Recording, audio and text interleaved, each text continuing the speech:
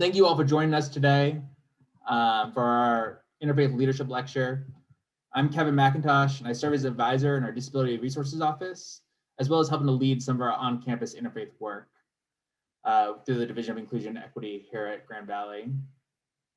I am thankful to partner with the Kaufman Interfaith Institute, our Division of Inclusion and Equity, the Native American Student Association, the Interfaith Youth Corps, and the Native American Success Program in creating this event today.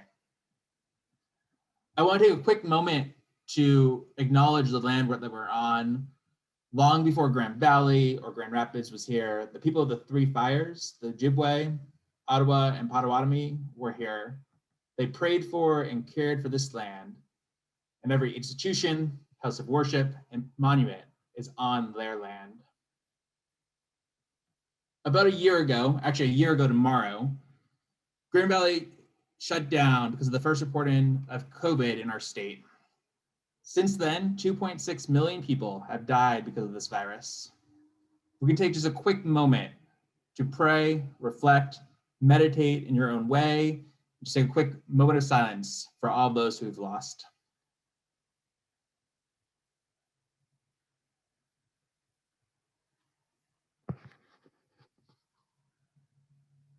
Thank you. Just a quick housekeeping from me. At the bottom of your screen on the Zoom webinar, you should see a Q&A box. We encourage you to ask questions.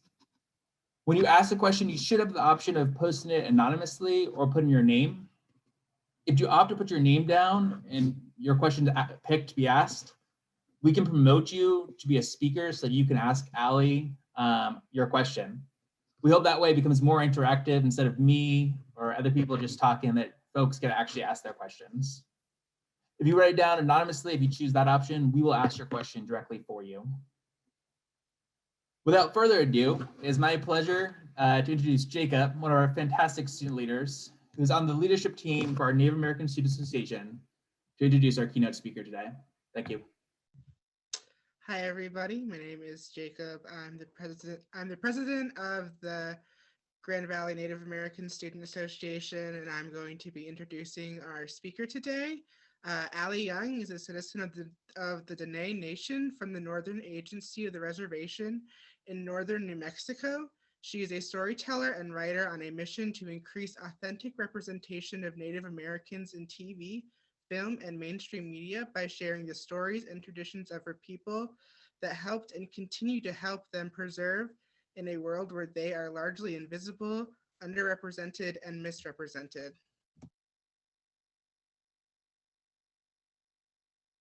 You want to go ahead? Yes. Thank you, Jacob. Everyone. I'll just start off by introducing myself in my language, and this is the way that we greet, our own people in circles that we're invited into. Yad e Ali Youngin Totsoninishle, Toana Bashichin, Nakaiden Edashiche, Nat Odin Etachitni Dashanella. Very happy to be here today. Just to translate, I introduced myself with my clans that were given down to me by my parents and my grandparents. And so we are who our mother is. So my first clan is the Big Water clan, which comes from my mother and my grandmother and so on. And my second clan is I'm born for near the water people. And so that's my father's clan, which is his mother's clan, and so on. But I'm so happy to be here today. I'm blessed, and we are still going through this pandemic, and are fighting our way through it. And I'm just always, I always feel blessed to share my story and the stories and narratives of my people, especially during this time. And yeah, I'd like to just start off by with my background and how I got into this work. I'm largely known for the grassroots initiative that I founded and direct right now, currently, called Protect the Sacred. And that started in March, late March of last year in 2020, and launched it because of what was happening and what we were seeing in specifically the Navajo Nation, but also being aware that it could quickly have the same impact in other tribal communities across Indian country. So I came home. I was living for the last 5 years in Los Angeles, California, and working in TV and entertainment, and then transitioned over to the nonprofit world, where I've been for, I can't even remember, maybe 3 to 4 years, and working specifically with tribal communities. I started with Native Americans in philanthropy, and then I am now full-time with an LA-based nonprofit called Harness. And Harness works with artists and activists and cultural influencers who have platforms that they can lend to grassroots and community organizers who are really invested and immersed in the community. And so we work strategically with those influencers who have larger platforms and want to use them to help amplify the stories and issues of marginalized communities. And that Harness was founded by America Ferreira and Wilmer Valderrama, who you may be familiar with. They are actors in Hollywood. And so I've been there for a little over a year, but when I started Protect the Sacred, which in a way is modeled on that same strategy of building relationships with these influencers in this allyship to help amplify the conversations that are underrepresented and sometimes misrepresented. And because of that work and the similarities to Harness's values and goals and mission, my bosses there quickly embraced the work I was doing with Protect the Sacred and let me work on it, at least half of my time, which was, I wouldn't have been able to accomplish all the work we accomplished last year had they not done that. So Protect the Sacred, I came home from Los Angeles, really to just be home with my family. I'm a person who was raised in my culture and in very close to my family. Native communities are often very family oriented and tight-knit. And through my work and my journey through film, media, and social justice and cultural organizing, it took me a lot of different places and kept me very busy, and I traveled a lot. So during that time, those 5 years I was living in Los Angeles, I didn't get to come home very often. And if I did, it wasn't for a long period of time.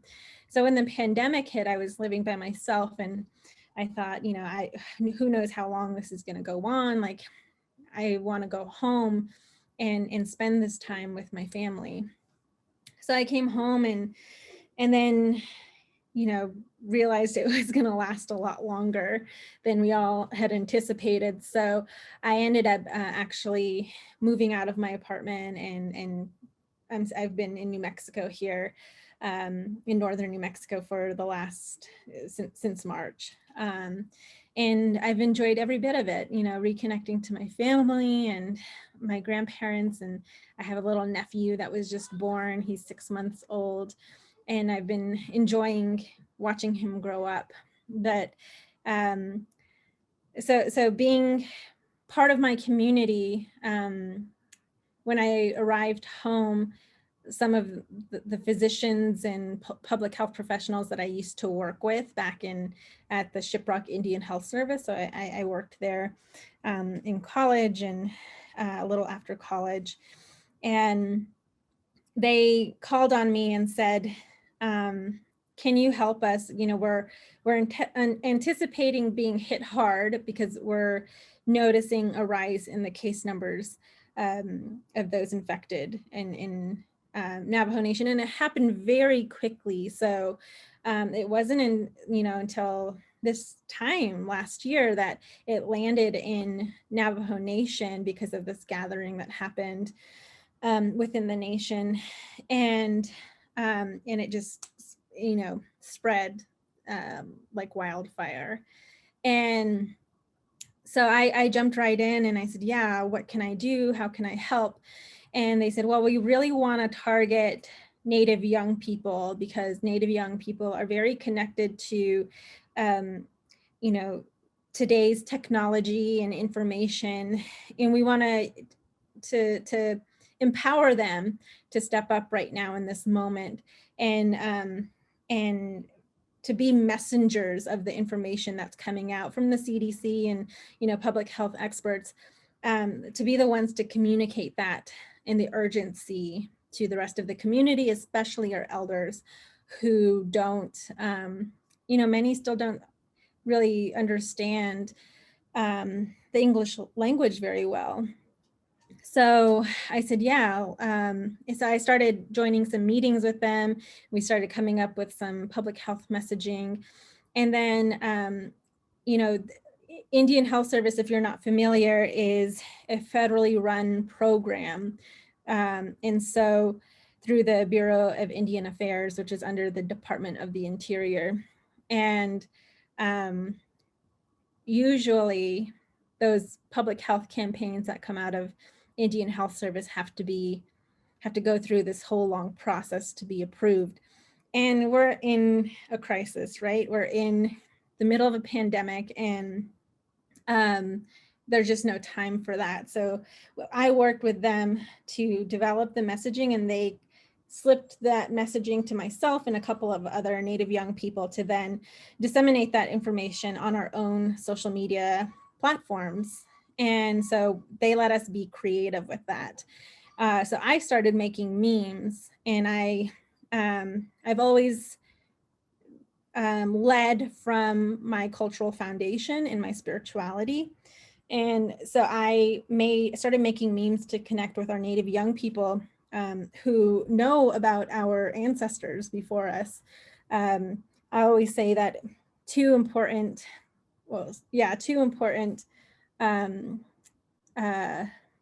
sort of demographics that really inspire and motivate Native young people currently is one, our elders and our ancestors. So when we encourage them to do things in honor of our elders and our ancestors who've fought for us to still be here today, to still exist. And then the other, on the opposite side, opposite end of the spectrum, is our Native youth and future generations. So you'll often hear Native folks talk about the next 7 generations, that our actions and what we're doing right now in this moment, we have to be very conscious and reflective and also forward thinking in that, whatever we're doing right now, the actions we're taking now, we got to think about the next 7 generations and how it's going to affect them in the world that they're living in. And so that's how I approached my messaging and the memes that I was creating. So I started putting those out on social media. I then created the hashtag. I'm sure I didn't create it. It's probably been out there, but I have protect the sacred has always resonated with me because that's what we do as Indigenous peoples. That's what we have to do in order for our our languages, in our medicine ways, and in our culture to persevere and also to continue to thrive. And that's something that, we revere is, what is sacred in our cultures. And it's those different pillars, language, culture, ancestral knowledge. And so I had that hashtag. I had a friend who is, we're mutual friends with Mark Ruffalo, who you all may know as well. He's known as the Hulk in the Avengers. And he's been a friend of mine for, I think, 2 or 3 years. And our mutual friend, Julia, reached out to me and wanted to know what was happening in Navajo Nation, because she has other friends here, and she'd been hearing how it had started to impact us more than we thought it would. And she was like, well, why don't you reach out to Mark? Like, let's do something. I really like this thing that you're putting out into, the universe, but to encourage Native youth is protect the sacred. And I said, yeah, that's a good idea. Maybe we could do like a Facebook Live. And so I emailed Mark that night, and then the next morning he, emailed me back pretty quickly and said, yeah, I'm in, like, just tell me what to do, where to be. And so I organized this whole Facebook panel, this panel discussion on Zoom, and we live streamed it to Facebook. And I invited some other Diné youth on the panel, some Diné comedians, because I'm always about integrating art, some art form into what I do, because I think that's how it resonates with, it's universal, and it's how we all connect. And so I invited a couple of comedians that are pretty well known within Navajo Nation, and myself and Mark. So we all had this conversation about COVID-19 and what it means, and the dangers, washing your hands, etc. And then also the barriers that were in place, and why it was so hard for some of our Diné people in remote regions of the nation to do something as simple as washing your hands. And now, I think the rest of the nation is aware of some of the broken infrastructure that still exists in our communities, and that we're still fighting, to overcome. And so, through this work, we've all learned that 30% of our homes in Navajo Nation don't have access to electricity. 30% of our homes don't have access to running water. 40% of our homes aren't electrified. And thankfully, because of this pandemic, that's kind of changed that number, because of the CARES Act funding that came into tribal communities. And now a lot of that money, our president of the Navajo Nation is, being strategic and investing those dollars into these type of infrastructure projects. So I know that there was an announcement the other day that X amount of homes have been electrified in Navajo Nation. So that's really how it started, and utilizing social media, and my belief that Native young people are more connected than ever, and in a lot of ways more educated than ever in terms of westernized education, but are doing a really great job about balancing that Western education with culture and spirituality, and finding a way to fuse the two in order to educate outside of Indian country.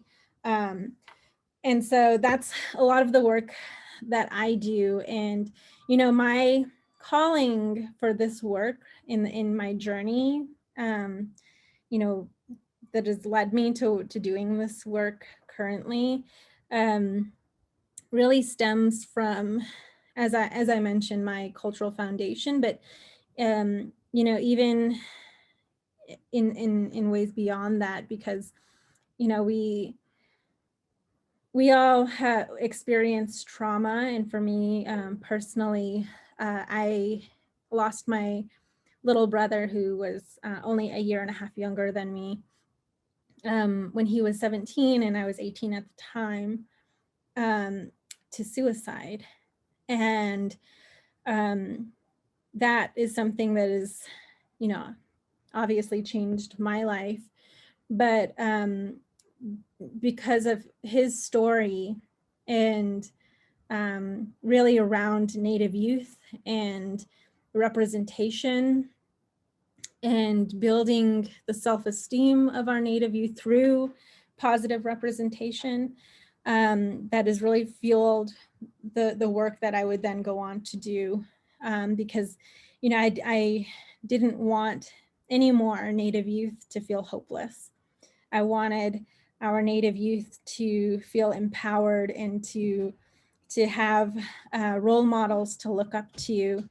And so, you know, that's really the driving force in my work. And you know, at the core of my work, the heart of my work, it's dedicated to my little brother. But you know, outside of him, it's really Native youth and thinking about their leadership and their potential. And I'm a strong believer in investing in youth, because they are our future leaders, both in and outside of Indian country.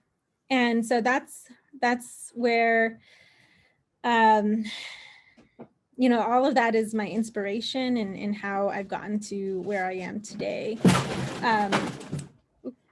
Sorry about that. And so, you know, I'll talk a little bit about the work that Protect the Sacred has done since then and how it's been grounded in my culture and spirituality.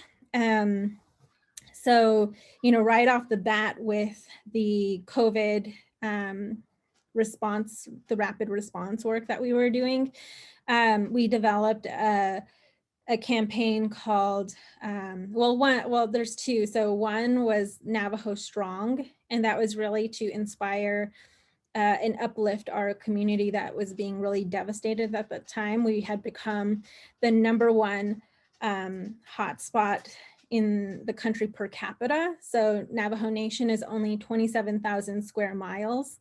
And we have a population, so that's about the size, roughly the size of West Virginia. We have a population of about 170,000 people. And within the nation, we only have 13 grocery stores and I think 12 health facilities. So, you know, you just kind of put that into perspective and you think, you know, a tribal nation that's the size, whose land mass is the size of West Virginia and still has a pretty significant population. You know, our total population of enrolled tribal citizens is around 300,000. So a little over half of that population still lives within the reservation. And then others have, you know, moved out to other, you know, cities and in other states. But so we, you know, complete disadvantage. And I think that was also a shocking revelation to the rest of the country that, you know, how, of course, of course, the virus spread so rapidly when, you know, we barely have any physicians and health facilities for the population size. And then on top of that, a lot of our people have to drive, you know, up to 2 hours sometimes, but, you know, from like 40 minutes to 2 hours to the nearest grocery store. And on top of that, a lot of our, we call them border towns, the towns that are just outside of the border of the reservation, tend unfortunately be, we're talking kind of politics last year, tend to be more conservative, heavily Trump supporters, and there tends to be a lot of tension between Native people and often, largely white communities. And so, where I'm currently living with my sister and my mom, it's in a border town just outside the reservation. And, from my experience and what I witnessed, a lot of our people come to this town to do their essentials and grocery shopping and interact with people who are following the leadership of someone who doesn't believe in, wearing masks or even believes in the virus. So that also presented a challenge in thinking about the safety of our people. And so, we created this campaign called Navajo Strong, where many of our people, it was a fundraising campaign for the Navajo Nation. So we worked with the tribal government, our president of the Navajo Nation, with some key allies like Mark Ruffalo, and then just a laundry list of other celebrities. So Ellen DeGeneres was in our video, Deborah Messing, and some others, forgetting now, but it was a call, a national call for medical volunteers to come to the Navajo Nation to help, and then also for funding, because at the time we didn't get that CARES Act funding that I mentioned before. In the initial stimulus package, they didn't even want to include tribal nations, but women like Deb Haaland and Sharice Davids fought for our inclusion, and they are congresswomen. And then we ended up getting, I want to say 8 million, something like that. I'm getting the numbers confused because there's news yesterday of the new COVID relief bill that actually includes over $30 billion for tribal nations. If that is approved, it's going to be the largest investment in tribal nations in US history. So that's huge. But we, sorry, hang on one second.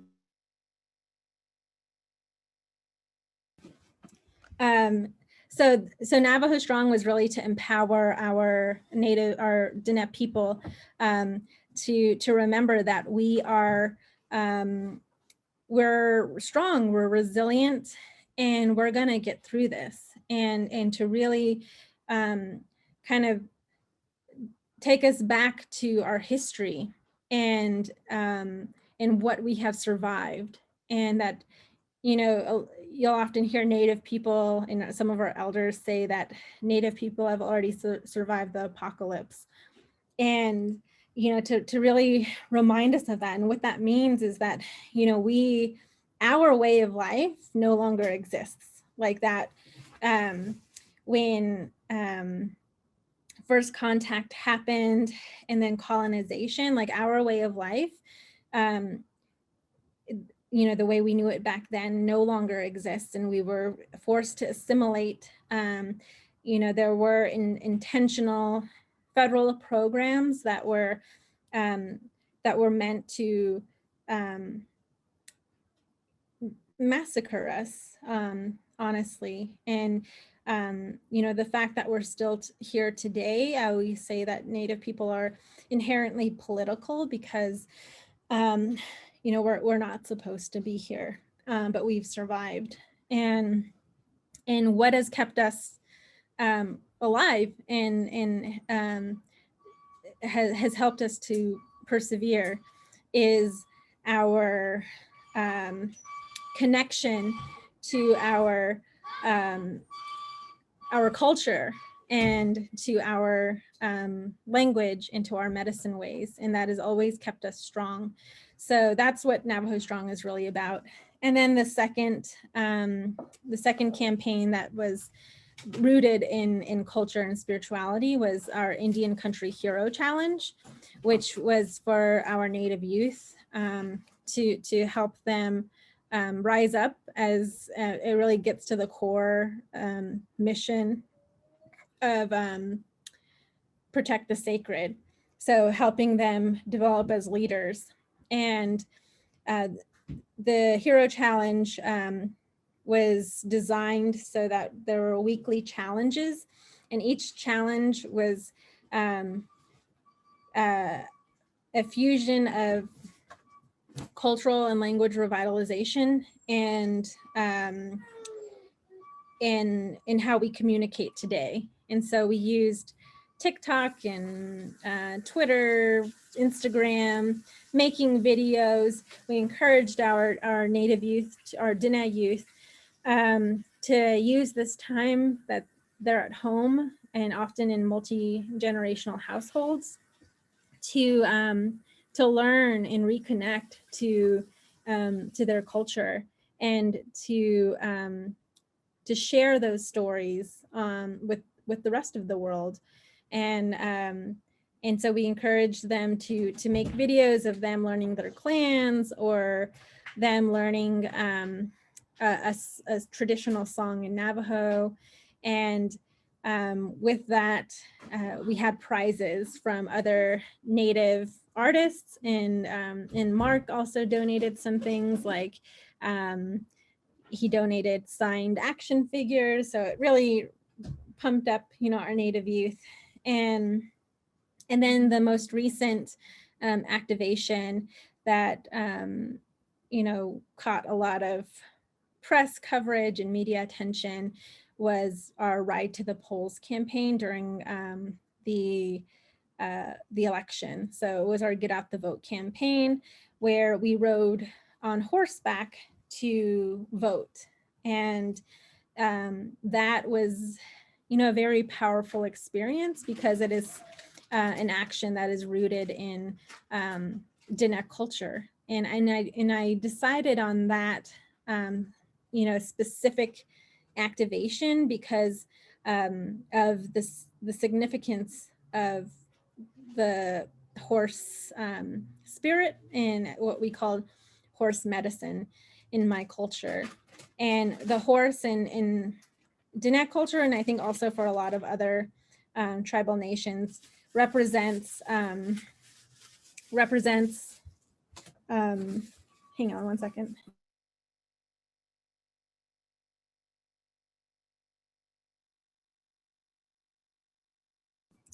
Sorry about that. Represents strength and resilience. And the horse, it's often used in a lot of our ceremonies even. So I wanted us to have that spirit with us as we were riding to the polls. And I wanted us to also take that time, it took us 2 to 3 hours to ride to these polling locations to cast our ballots. And I wanted my people, to take that time to reflect on, the importance of voting and the importance of electing leaders that will genuinely and sincerely work with tribal communities. And it's more than inviting one Native person to the table. It's about carving out a space for us and to collaborate with us, because historically the federal government and a lot of these political positions of power have been run by non-Native people who may have never even been to a reservation, but are making these policies and these decisions that directly impact our nations. And so I wanted us to take that time to also be writing up on within our own homelands, and to think about what exactly it is that we're fighting for and what we're fighting to protect. And And so it was powerful, and I felt that from those who rode with us and the feedback that we got, and that you know, we got a lot of feedback even from non-native people who said that it even resonated with them. You know, it was it transcended culture and you know, Diné culture, and it went beyond, and we even had folks from across the globe reaching out to us and thanking us for that action, that it was something, it was truly medicine that was needed during a time that we were so divided as a people and as a country. And you know, I'm a huge believer in leading from that place where you know, where you're spiritually grounded, and you know, that deepened faith. And I'm a believer in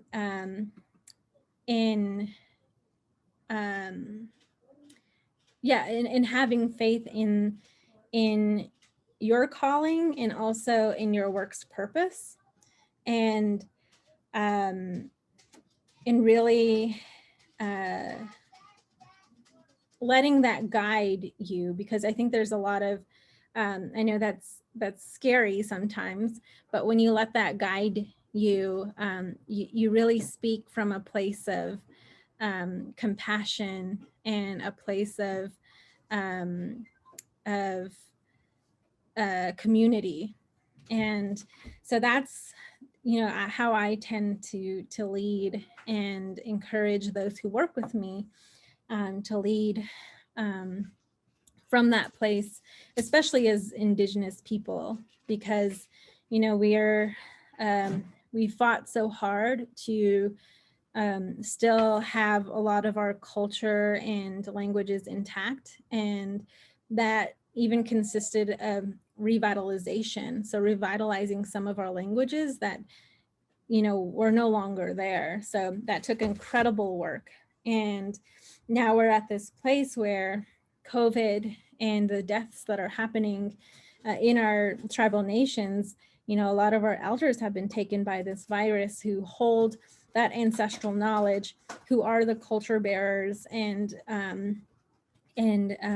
our language keepers. And we are still trying to learn all of that from them. And so it's, it does hurt us when, you know, our elders lose their life, when that, and oftentimes, you know, as young as 60 to 70 years old, and, you know, they're preventative deaths, and so deaths that could have been prevented. And so, you know, we have something,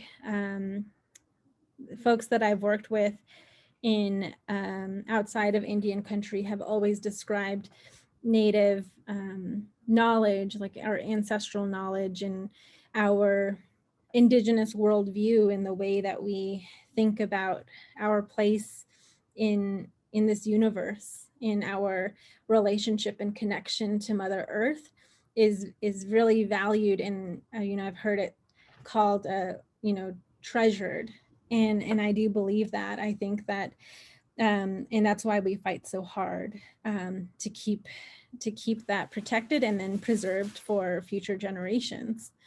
And then, you know, I also wanted to just touch on the importance of like cross-cultural and intersectional collaboration and allyship, because that really falls into the work that I do as well, and the work that I'm intentional about building relationships with, as I mentioned, those cultural influencers and allies who are dedicated and invested in working with our communities, because, you know, we can't do this alone, and we have to elevate each other and amplify each other, and then even, you know, down to communities of color. I have this vision of us, you know, just we do work together and amplify each other now, but to do that even more going into the future. And I think that the work that has been done in 2020 has been a testament to the power in that kind of collaborative work. And I'm excited for, what we've learned in 2020 to carry and have that carry on in the work of, several leaders in this country and around the world. And in it's, that kind of strategic relationship building is really important because, especially for Native people who are often face erasure in popular culture and media, and are often misrepresented in the media. It's important for us to work with those folks that will lift us up and help us help the rest of the world hear our stories and our narratives. But yeah, so that's my story, and that's the work of Protect the Sacred. And moving forward, we're just going to keep building on that. I mean, right now I'm working with CORE, which is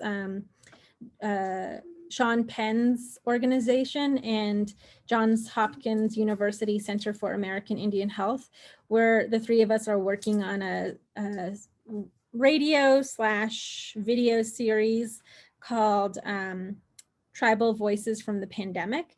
And so we're organizing panels of different health experts within tribal communities, but also allies, Native young people, and really trying to take ownership of our narratives and to tell those stories, and to really cultivate those stories, because they're important going forward to learn from how we've survived this pandemic and the incredible, especially with the vaccine rollout, and how tribal communities were the hardest hit through the pandemic, and have turned that around and taken control with the vaccine rollout. And now Indigenous communities are actually ahead of all other demographics when it comes to the vaccine rollout. And, to me, that speaks to true sovereignty in the way that the government has given us those resources, and we're implementing it on our own in our own communities the way that we know, will work. and it's just been super successful. And in Navajo Nation, I think over 70% of our people have been vaccinated now. So, and that's just incredible. And we're already seeing a decrease in the infection rate as the vaccination rate increases.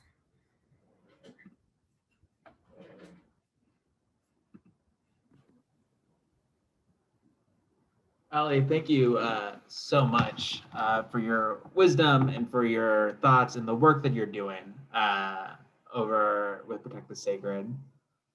I have lots of questions always, but I also want to let people know, if folks have questions that you want to ask, again, post it in the Q&A section, and we can promote you up so you can speak if you want to. If you don't want to, we can ask a question for you as well.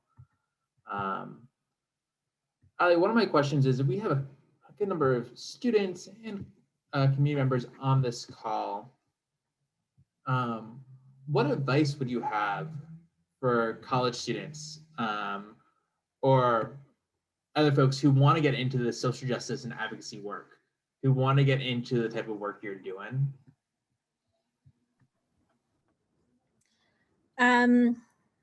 I always say that we no longer have an excuse, because we, just this information age that we're in, and like the access that we have to information, and also to even be connected to a lot of these social justice leaders. So even on Instagram, Twitter, there's so many ways to connect with people. researching an organization that you may be interested in, whose, mission aligns with what the kind of work that you want to get involved with, simply researching those organizations, finding an email and reaching out. And so that's, I think there's so much, people are so innovative when it comes to social media and how they're disseminating information. And so, yeah, just, soaking that in and figuring out a way to get in touch with that work. Thank you. What do you think is next for Protect the Sacred? I know you've done work in Georgia as well for election stuff there. What do you see as the future of your organization right now? Well, I'm actually going through a strategic planning process and have been going through that for a couple of weeks now and figuring out how to integrate it within Harness's overall, mission and goals and strategies. So I'm excited to see where all of this lands. And, a lot of the work that we do want to focus on is building up Native young people as leaders. So I'm really excited by that work. Then we're going to see if this works. We did it as a test earlier. Lynn, we're going to promote you up, hopefully. If not, I'll ask your question, but I like the interactive side of this. There she is. Lynn, if you want to unmute and ask your question. Yeah, thanks, Kevin, and welcome, Allie. I just want to thank Kaufman for, putting this together. I was wondering if you could talk a little bit about some of the challenges mobilizing Indigenous communities or working within your own or other Indigenous communities. Absolutely. Well, I love how a lot of work from Native organizations today is around utilizing technology and being creative that way. But at the same time, there are those challenges of, as I mentioned, 40% of our homes in Navajo Nation, well, at least during the pandemic, weren't electrified, and issues with broadband. So, we can't always be reliant on social media and that kind of organizing. So that does present challenges around, getting information and accurate information to our communities. And I think the way that we've kind of tackled that issue, that challenge, is definitely collaborating with known leaders in the community and known voices. So tapping on them to help us to reach those remote regions where we may not have access to them via the internet.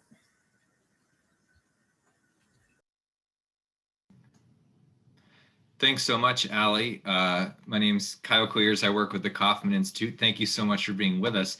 I did have a question. It's sort of broad, but so there's a lot of talk in the news, specifically today, about the Department of the Interior, with President Biden nominating New Mexico Representative Deb Haaland, who you mentioned earlier, for Interior Secretary. So for those of us who are perhaps out of the loop, can you give us a sense of how the Department of the Interior impacts Native communities and perhaps your work specifically? Yes, thank you for that question. I'm excited about Deb Haaland, and it's going to the full Senate vote soon. So I'm really excited, and I really do think that I'm being really optimistic, but I really do think it's going to happen, which will be historic. And it's important for a Native person to hold that position because in the past, we haven't. And I think that's where the disconnect has happened between tribal nations in the federal government, and what has impacted our relationship in a negative way. So the Department of the Interior, you know, the areas of work that fall under the Department of the Interior is one. I mentioned earlier the Bureau of Indian Affairs. So that's pretty much everything, like all of the federally run programs that are for tribal nations and that work with our tribal governments and federally recognized tribes. And then the other piece of work is around, you know, land management when it comes to, you know, our national parks and also tribal lands. And so for me, that work is also important for a Native person to lead because of the way that we relate to Mother Earth and our knowledge about how to navigate that relationship in our respect and honor for Mother Earth. And so, you know, to me, I've always, and I've been saying this, I'm not sure why a Native person has never held this position. I mean, I know why, but it makes sense that a Native person should hold this position, especially when working with tribal communities, because as I mentioned earlier, like we should, that leadership role should come from someone who's been in the community and who knows, who has relationships with the different tribal nations.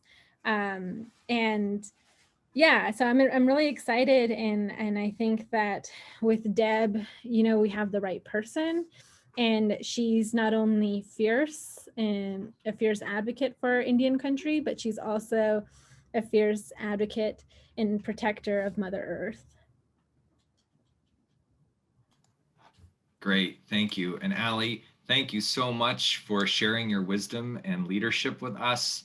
As we close our time together, on behalf of the Kauffman Institute and the Division of Inclusion and Equity at Grand Valley State University, thank you all for joining us, and thank you to Allie. We kindly ask that you take a quick moment to complete our survey, which I'll make available in the chat here momentarily.